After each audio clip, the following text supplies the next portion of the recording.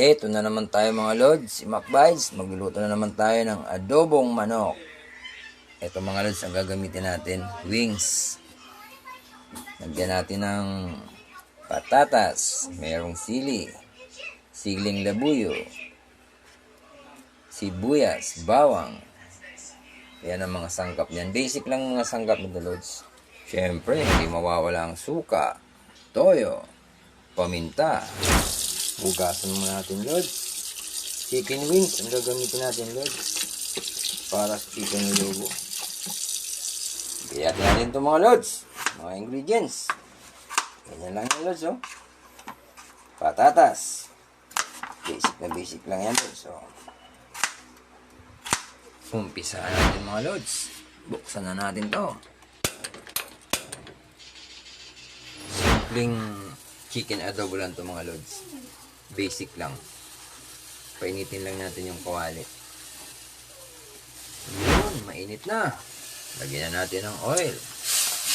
Para mag-isa tayo mga lods. Next na ang bawang sibuyas. Next na natin ang chicken wings mga lods.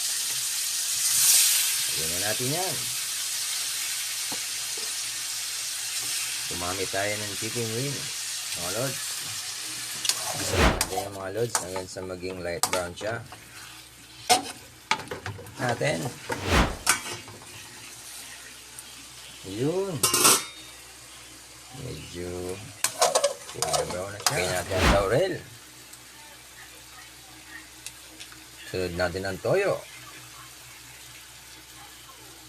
Ilagay ang secret ingredients. Alam na kung ano to. Pamintang durog. Siling haba. Siling labuyo. Yun. Add tayo ng water. Lagay natin mga lods ang potato. Yun. Takpan muna natin mga 5 minutes. Malapit na maluto mga lods. Lagyan natin ng suka.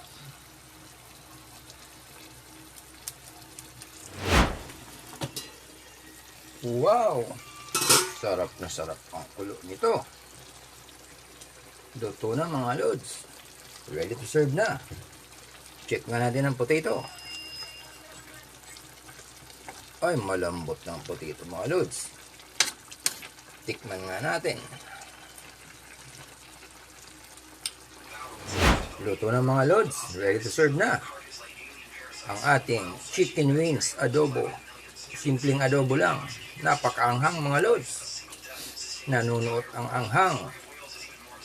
Kain na tayo mga lods.